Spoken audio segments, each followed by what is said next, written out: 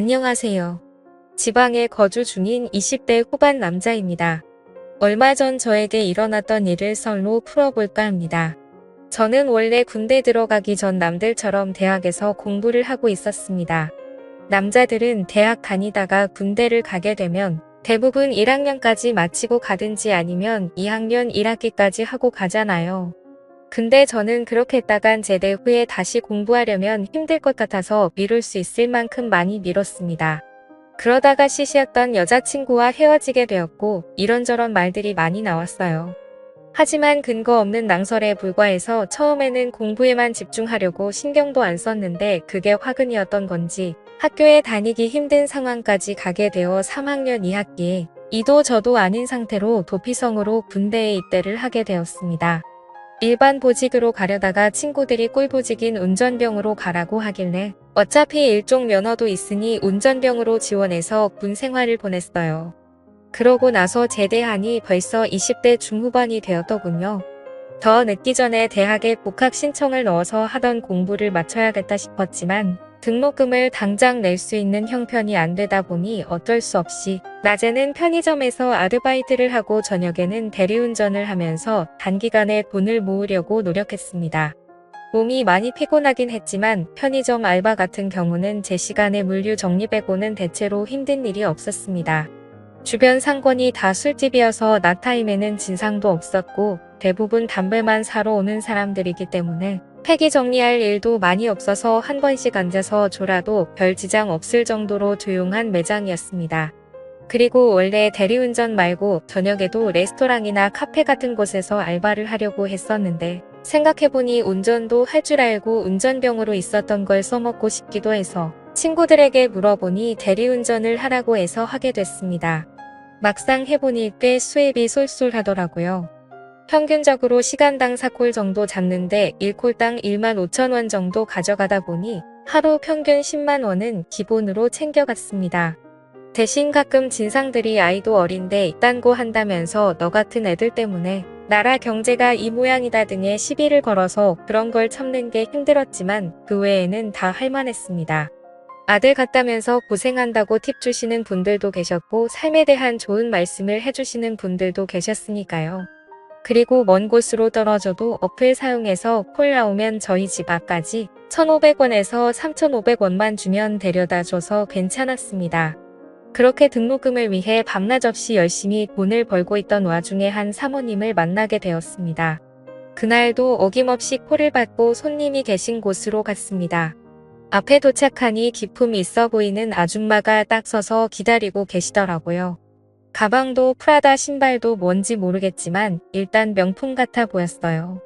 그래서 그 사모님이 자기 차 어디에 있으니 풀고 오라고 하시길래 차 키 받아서 가는데 몸에 명품 걸친 것처럼 차도 그냥 보통 차가 아니라 벤츠를 타고 다니시더라고요. 외제차를 한두 번 몰아보긴 했지만 어쩐지 손이 떨려서 평소보다 더 조심히 차를 몰고 나왔습니다. 그 뒤 그 사모님을 태우고 댁으로 가고 있는데 저한테 몇 살이냐, 왜 일하냐 등등 질문을 하기 시작했어요.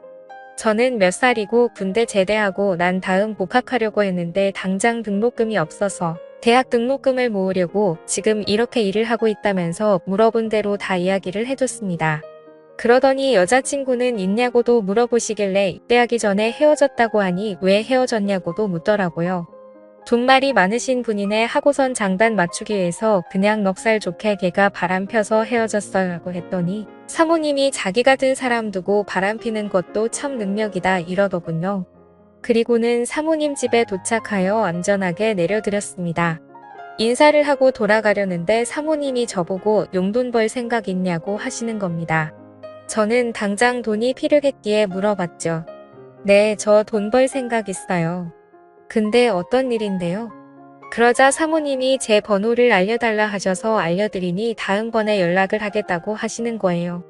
그리고는 3만원짜리 대리비를 10만원이나 주셨습니다. 제 입장에서는 완전 땡큐였죠. 저는 다음번에도 대리기사 혹은 운전기사로 취직시켜 주시려나 싶은 기대에 부풀어 올랐습니다. 그리고 일주일 뒤 저는 평소처럼 지내고 있었는데 뜬금없이 카톡이 오는 겁니다. 카톡을 확인해보니 사모님께서 연락이 오는 거예요. 오늘 밤에 시간 되냐고 묻습니다.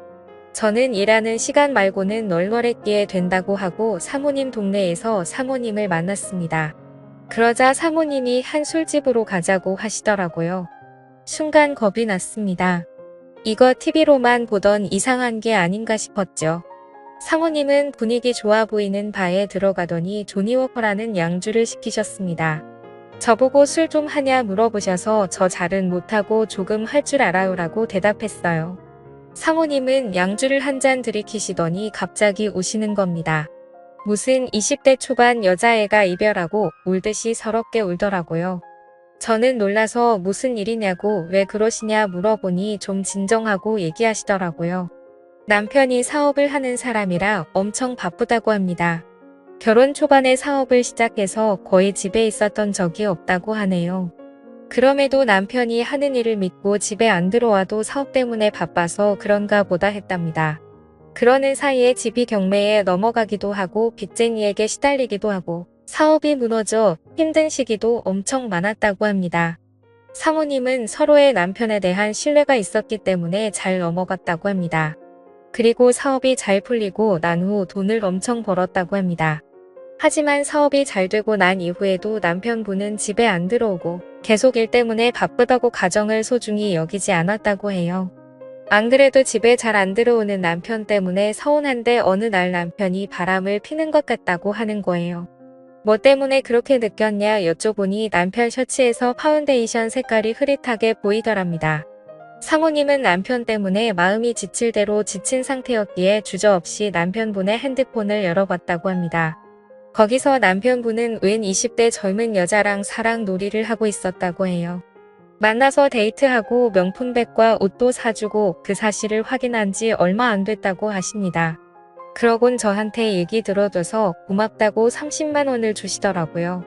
자기는 그냥 자신이랑 아무 관계없는 타인에게 자기 속내를 좀 털어놓고 싶었다고 합니다.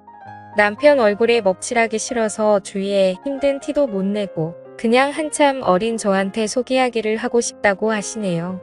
제가 또 들으면서 리액션이 좋습니다.